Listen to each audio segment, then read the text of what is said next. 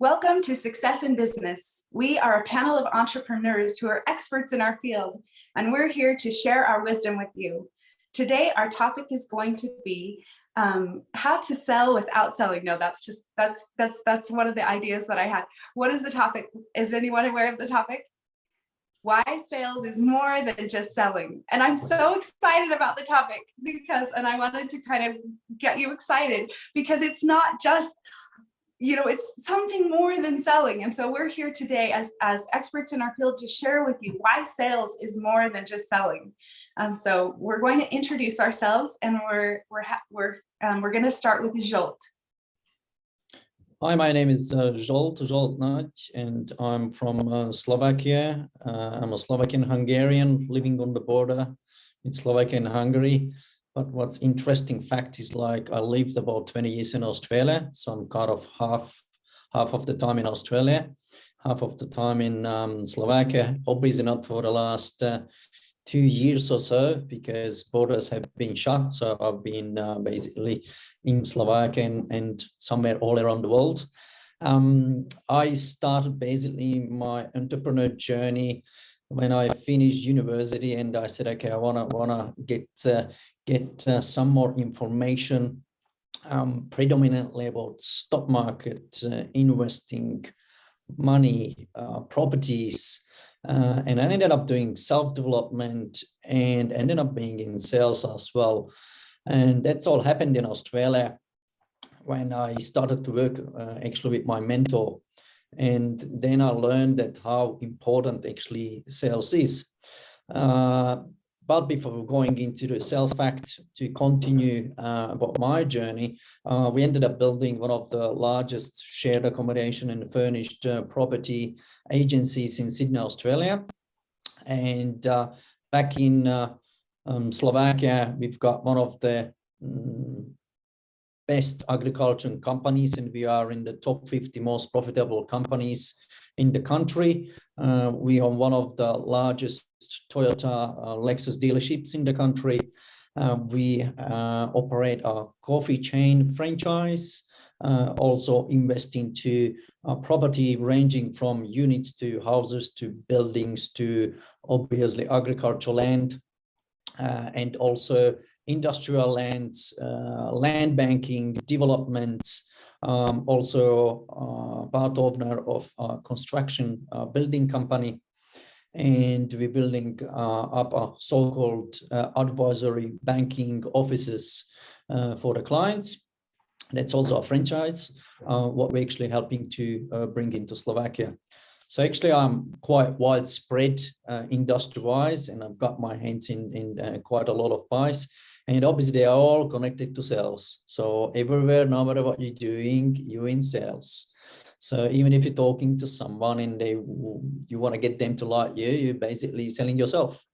So one of my main reasons why I went to Australia and why I wanted to do it overseas, because I wanted to be someone who's done it from nothing. So, and that's what actually I did in Australia. I came into the country, knew nobody, didn't speak English. Before that, I was learning German, and I made it. Thank you. Wow, that's so impressive. Thank you for sharing that. Okay, Craig, we'll turn the time over to you. Hi, my name is Craig Ingram. Many people on social media know me as Craig T. I'm in the healthcare and medtech industry. And starting back in the mid-90s, all the way to today, I've been in Fortune 500 companies. I've been in Fortune 20 companies. I've also been as an entrepreneur and intrapreneur. So most of the last 14 years, I've been in medtech startup, venture capital supported startup companies, launching and commercializing products. Once the products have actually been developed, gone through regulatory, specifically here in the FDA in the United States, then there's the commercialization of it. And that's what I specialize in, is launching new technologies where technologies have not been launched. Not only doing that here in the United States, but also in the Middle East and Europe and Africa. And being in the medtech industry, it is really important to understand that commercialization is more than just getting a product to market and having somebody buy it. And so currently I live in Austin, Texas, and I've lived in 7 states and I've worked all over the world. And through the med tech healthcare industry, it's constantly changing. So you have to stay on top of the trends. You have to stay on top of the regulatory, and you also have to stay up on government involvement in how they change and manage the process of how products are to be commercialized and how products are to be used in the hospital, in acute care, post-acute care setting, as well as on the patients. So that's a little bit of background on me, where I've been. And again, my name is Craig. Welcome. Thank you so much, Craig. Okay, Siobhan. Hi, everybody. My name is Siobhan Hamilton, and I am from Birmingham in the UK. And I am a property investor. I have been investing in property since 2016. In a prior life, it looked nothing like this. I got into property. I didn't know anybody in the industry. My family background wasn't from that industry. So I definitely relied on sales. And it was pivotal in order for investors to believe in us and actually work with us on our projects. More recently, I have a virtual assistance company where we basically give more hours in the day to busy entrepreneurs. I'm a people person, and my purpose is to affect every life that in a positive way that I can touch as possible. I didn't always know what this meant in terms of what vehicle I was going to be able to achieve this in, and I'm finding out now. I like Jolt said, every person, you're selling yourself constantly, whether you realize it or not. And it's so important, especially when building relationships, in order for me to fulfill my purpose, that I pay attention to that. And that's me in a nutshell. Fantastic. Thank you. And thank you to all the panel members who've joined us today. I will introduce myself. My name is Stacey McPherson, and I'm the co-founder of Happy Life Results. I'm a business coach, and I work with 3 of my adult children as co-founders. And so it's a family business, a family enterprise, and it's been such a fantastic experience to be working with my kids and seeing them grow into these capable entrepreneurs that I go to for advice and for wisdom and for every single tech issue that I have. my younger kids are amazing, whiz at the computer. So that's been a fantastic experience. And I just wanted to mention that when you're looking for a coach, you want to find someone who is living the kind of lifestyle that you want to have. Someone who doesn't just have the talents and skills in the area that you want, but you kind of want to look at their entire lifestyle. And so do they have, successful, warm relationships? Do they take care of their health physically and mentally? And do they have a very strong financial backing and an ability to coach you to be able to have the same? And so just looking at your coach and seeing that whatever lifestyle your coach has, that they will coach you to do the same. They won't just coach you in the one area that you want help with. They'll coach you to do the same thing that they've done in their life in all the areas they're doing, even if they aren't trying to. So can you see how this can be the case? Someone who's very successful in business, but doesn't have a warm, loving relationship. If that's what you're looking for, if you're like, this is my focus right now, I'm not worried about the relationship stuff. I just want to get this financial bit fixed, then that's the coach for you. But if you're looking to have a coach who is successful in all areas, then just look at their lifestyle and ask yourself, do they have the lifestyle I want? And so that's something unique that I have to offer. Having been a mother of 7 children, a grandmother to 3, and being in a loving relationship where people mistake us for newlyweds whenever we're out. That we have been married almost 30 years, and then taking care of health and wellness and making that a strong priority, and then also having the financial success to back me up as well. And so that's my kind of unique thing that I bring to the table. but I'm so happy to be hosting this panel, and I'm so grateful for all of you today. So now we're going to address our topic today, which is why sales is more than just selling. And we're going to start with Jolt. Okay, why is sales more than just selling? Obviously, if once you learn that sales is actually an art, then you will understand how important it is. Now, obviously, sales is important also with all the things around it, starting from whatever business you look at from the start when you get the first interaction with your client. So starting with admin, responses, customer service, and the sales itself. So all the departments basically need to work hand in hand together. Because you can be a best salesperson, but if customer service is lacking the previous setup with the client or with the follow-up or looking after the client, then it's a lot more difficult to do. As my mentor used to teach me when I ended up working with him in Australia, he threw me into the water to do a sales pitch to a client. And then I was sweated all along, doing my best. And then he stopped me, okay, and said to the guy, so listen, okay, let's start this over. And he did the sales, and I've seen that was all strategically set up and how nicely was leading the client. He always said, first you need to listen to understand, then you can speak to be understood. Because many people, just like Steve Jobs said, you basically selling to people, but people don't know what they want until you basically sell it to them. So as long as marketing is to bringing in the people to see what you're offering, selling is actually when you selling people things what they might not want at that stage until you basically sell it to them. So I learned a lot from my mentor, and I realized, as I mentioned in my intro, that whatever you do, always in sales. And I've read a number of the books, was listening to tapes from Brian Tracy's Sales Psychology and Psychology, Selling 1 and 2 parts, then Tom Hopkins, Sell It Today, Sell It Now. And my mentor, Roy McDonald in Australia, taught me a lot in sales in real life as we've been touring the country. And then next level, I would say, or today selling, a lot we're learning from JT. Probably most of us have done many of his programs. And I realized that in number of our businesses, so in agriculture, we're lucky because you don't need to do so much selling. It's more like negotiating. Agriculture is a lucky industry because when you produce your products, the factories and the brokers and dealers, they come to you to sell it to me or sell it through me.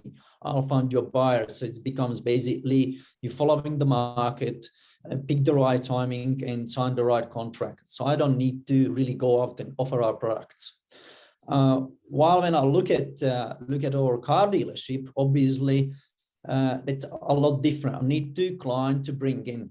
But because, again, we're selling a product which everybody knows, Toyota, okay? So Toyota needs no introduction, but it's still from the moment they're entering the car dealership, there needs to be a process because not all the car dealerships are the same. So I want our clients to feel that we came into this dealership, it could be any car, but we're getting like a VIP treatment.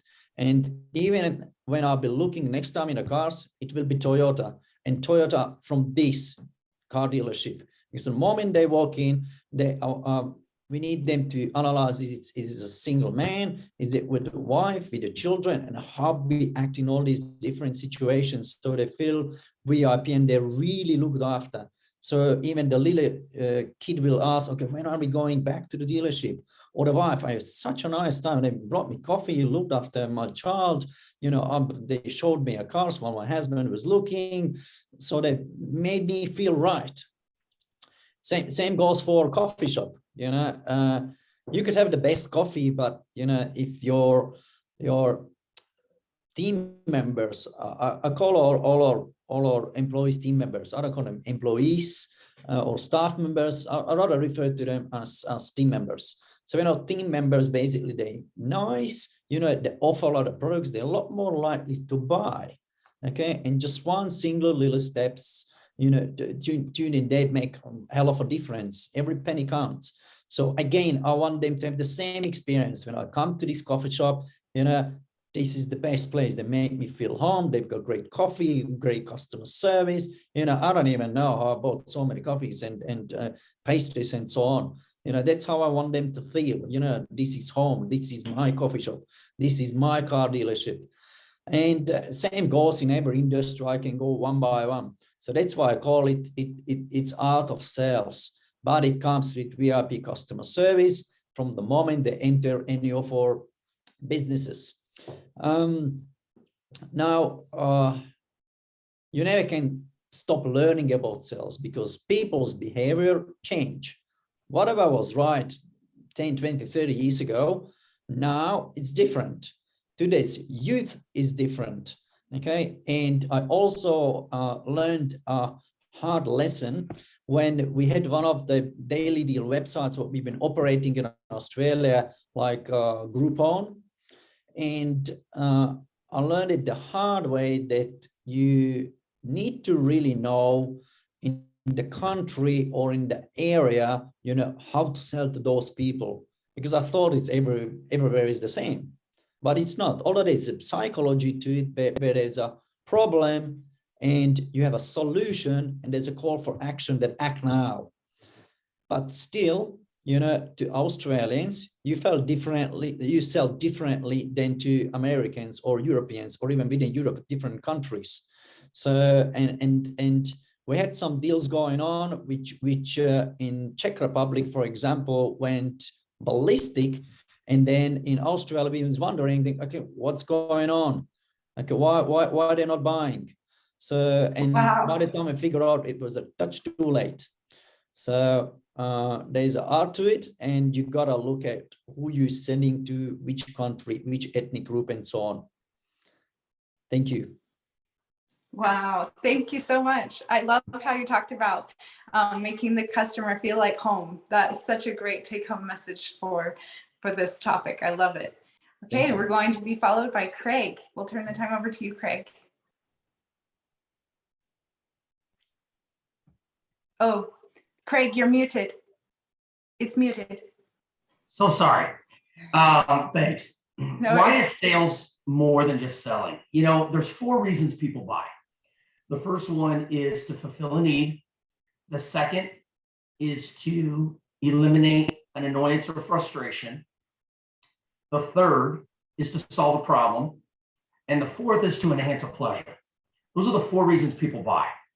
So when we think about selling, true sales professionals are going to ask intentional, purposeful questions that are going to lead the potential customer or client to hit one of those 4 reasons to buy.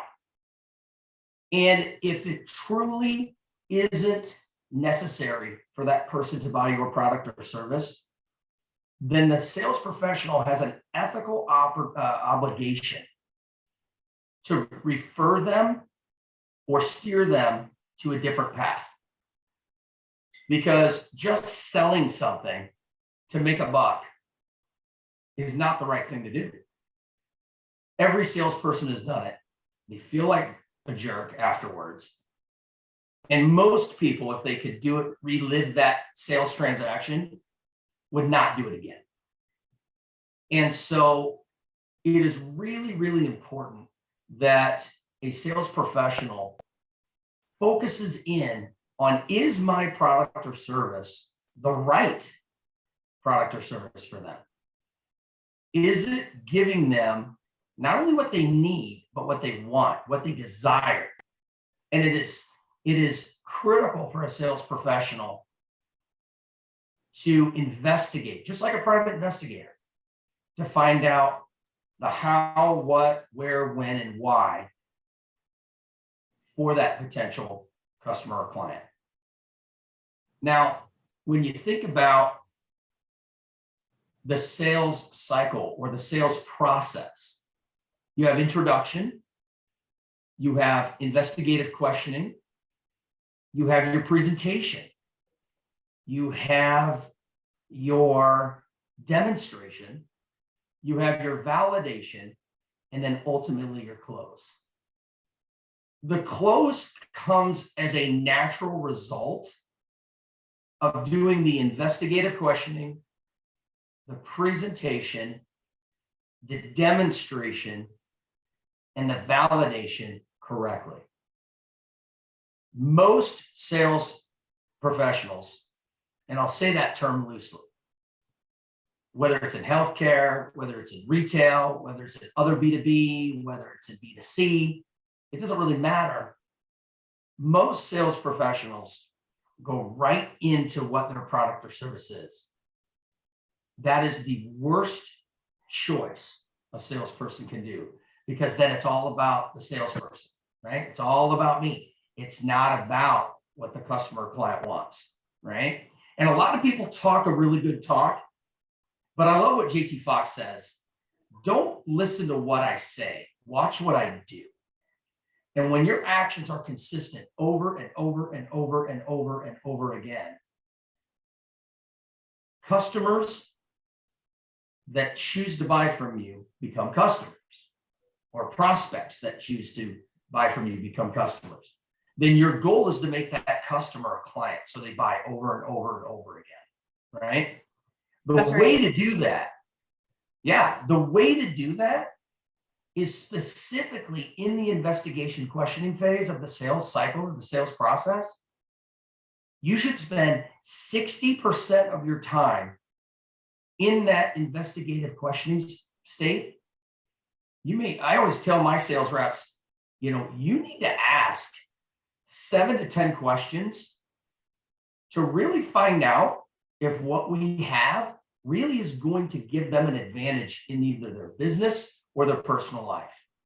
If it really isn't, even though you might think that your product beyond thinking, it probably is one of the best things since sliced bread.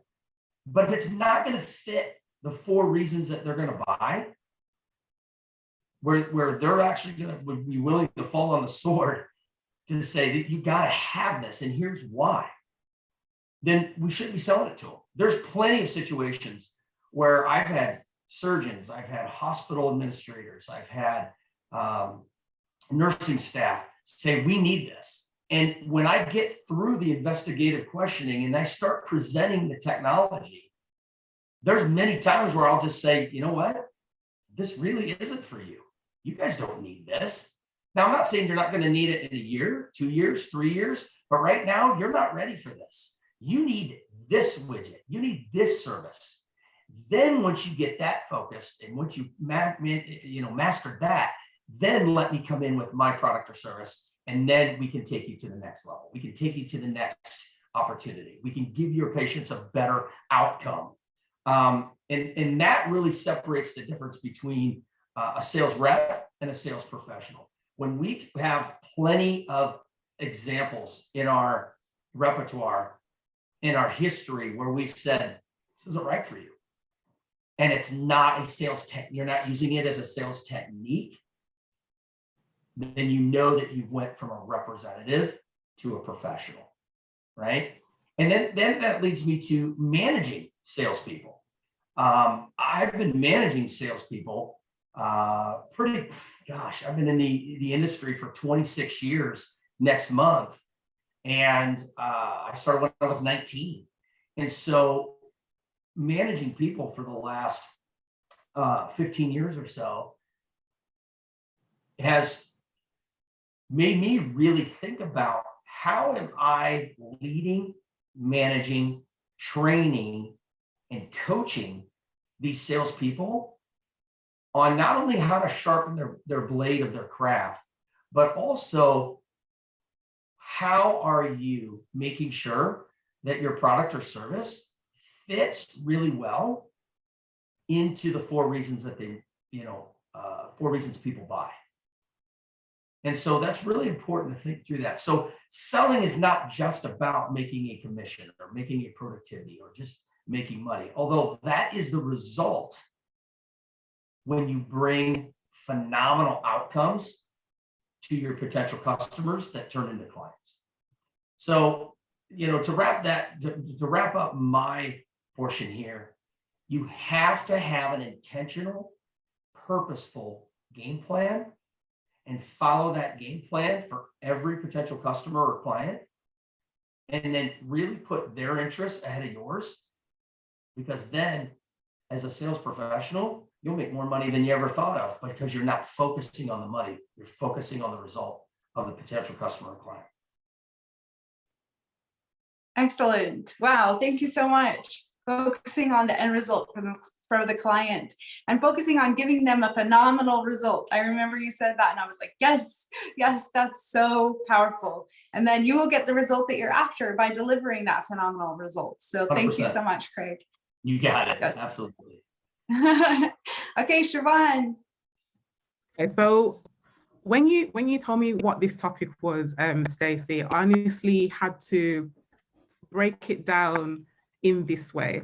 So sales, I see sales as an ongoing process, because you want to not only to convert a lead, but you want to retain a client. So for example, if you go to a restaurant, and I can give you a comparison. There's like a global chain, I won't mention their name, that I went to in America, and the waitress could see that I was enjoying the cherries. I can't remember the name of those cherries that you get in cocktails. She could see that I was enjoying those cherries, and she bought me a cup full of these cherries. Aww. When I came back to, I know, right? When I came back to the UK, same chain of restaurant, didn't get that experience. So had those two restaurants been in one country, which restaurant am I most likely to go to? I'm most likely to go to the one where I've had the experience. And I think that's the difference between sales and selling. It's about how you make people feel. So the selling is very much, you don't necessarily have you don't necessarily look at what the client needs. You're just selling it to them. That could be the kind of thing that you get through cold calls on your phone, for example. They've got targets to meet. They're not necessarily listening to the person who picks up the phone. They're just concentrated on their commission and what they can convert. Whereas sales, you are very, very much looking at, okay, so we're giving you what you need now. So how can we fine tune this? And I think JT Fox, shout out to JT. I think he does this really, really well, because whatever event he puts on, I want more. I leave an event wanting more. And it's because of the experience that he creates, whether it's connecting you with people who can help you in your business, or people that he just thinks that you've got a good relationship with. Obviously, the coaching is invaluable. But it's that experience that keeps me wanting more. It keeps me wanting to come back. And that's what we do in our businesses, hopefully. we look at what we can provide our clients, so that they can keep on coming back, and we get that repeat sale. So yeah, just to sum up what I said in terms of sales, I think it's an ongoing process. And outside of business, even if it's in your personal life, again, you're doing it, whether it's in intimate relationships, whether it's in friendships, you're doing acts to demonstrate who you are as a person and why that person wants to keep you in their lives. You're selling yourself unintentionally, but you're selling yourself. And it's an ongoing thing. Whereas selling, I think it's very much transactional, and just maybe you're doing it once to close, and it's once per individual to close. There's no sort of meaningfulness behind it. And you're basically doing it for the sake of converting a lead. Exactly. Oh, thank you so much, Siobhan. That was fabulous. I love the beginning talking about the cherry, because that was just, whenever someone tells a story, it's like, oh yeah, I'm there. I understand where they're going with that. And like also Joel, when he talked about the coffee shop, like you go in, you feel like you're home, like doing that for our customers and clients, like creating that atmosphere so that they want to come back. They want to be a part of whatever it is that you're doing. Yeah, so good. Thank you so much. Thank you. Okay, so I appreciate all of you so much, and I will follow as the last panelist. So I was doing the same thing as you, Siobhan, like making kind of notes and figuring out how I wanted to present. And when I came up with this basic, core idea, and that is sales is helping people. And if sales isn't helping people, it's not done right. It's got to be helping people, and it's got to be helping people, helping all of us. So I was lucky enough to be able to hear George Ross speak, and he said that whenever you're in a negotiation, which negotiations are sales, you have an outcome that nobody knows what it is. You have no street signs, is what he said. And so when he said, you have no street signs, then he explained, meaning you have a destination where you're going to end up together. And at the beginning, neither one of you know where that outcome is going to be. You have yours and they have theirs, and where you meet up, where those street signs take you, you don't know from the beginning. And so the end result is where you are helping people, where people are being helped. And it has to be sustainable too, because if you go around, I actually had very personal experience with this. If it's not sustainable, you can't keep doing it. So for example, I had a personal transformation. I wanted to help people. And my goal was, I wanted to help the world.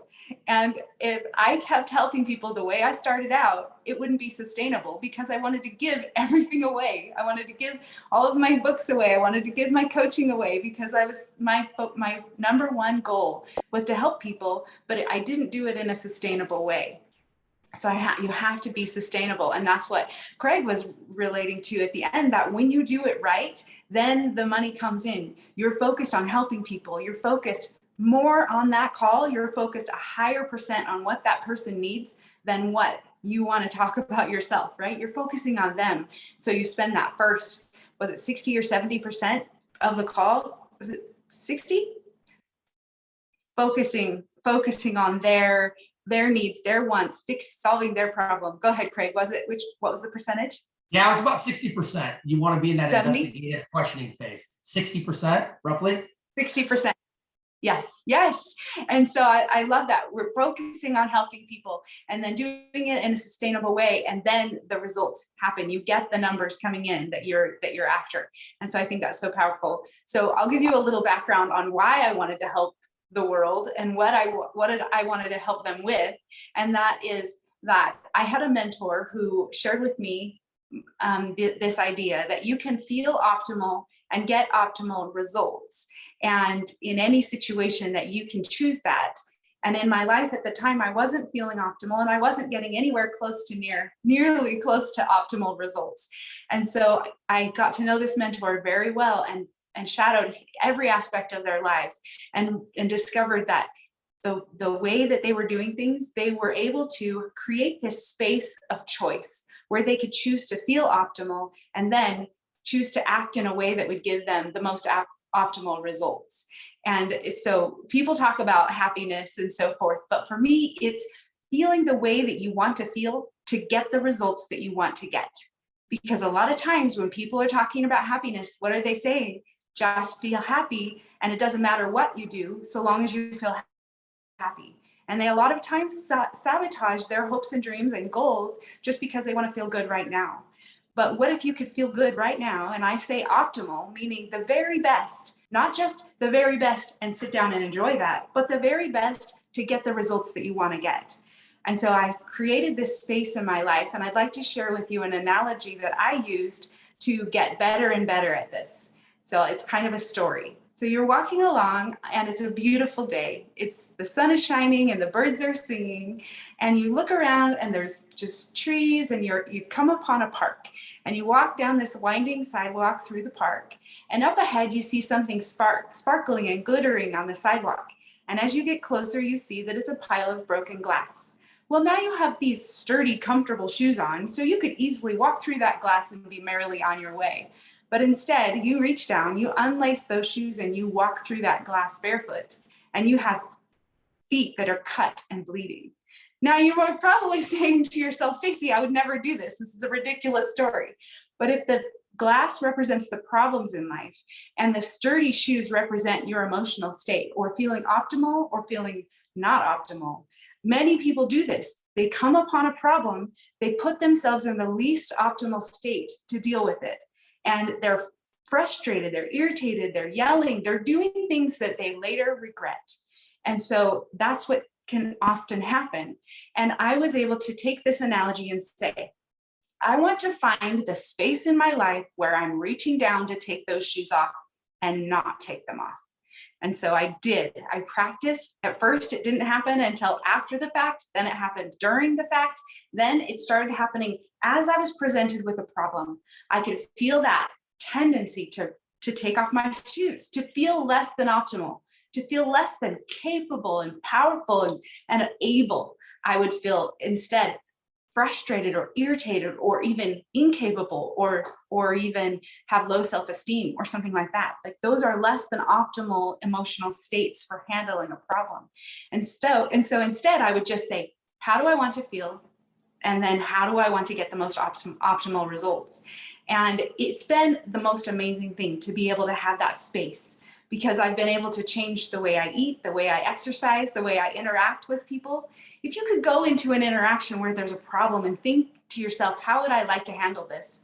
And how would I like to feel while I'm handling it?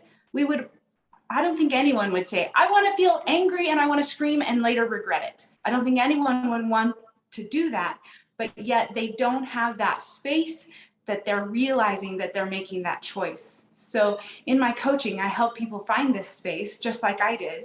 So you can imagine when I learned how to do that, I did want to help everyone and I felt like I could. I want to help everyone in the entire world. That was my motivation. And so I realized that in order to help everyone, I need to do it in a sustainable way. I need to do it in a way that makes it so that I can keep helping people, because if I keep giving away everything for free, it's not going to be sustainable. And so instead I created my coaching business that's now sustainable for all of the co-founders, and it's been a fantastic experience and I've really enjoyed the process. And so we're really grateful to talk about sales, because sales is just pure and simple helping people in a sustainable way. Thank you. All right, thank you all for joining us. How was it? Do you enjoy the time we had together and our audience? Thank you so much. Yeah, it was phenomenal, Stacey, and what you said was really, really powerful. I really enjoyed it, and thank you for inviting me. It's been an absolute pleasure and an honor. Thank you. Thank you so much. Stacey. This has been phenomenal. I think everybody here brings a different perspective, and those perspectives are valuable. And they're going to hit every person differently, but yet the results should be very similar, right? And so I think that's what your video is doing today. So thank you for having us. Thank you. Thank you for having us. It was fantastic. Just like Craig said, everybody had a different approach. I think, people will take whatever they liked from each discussion and each person. So thank you very much again for inviting us. Thank you all for joining us. Well, this is Success in Business, and join us next time. Bye.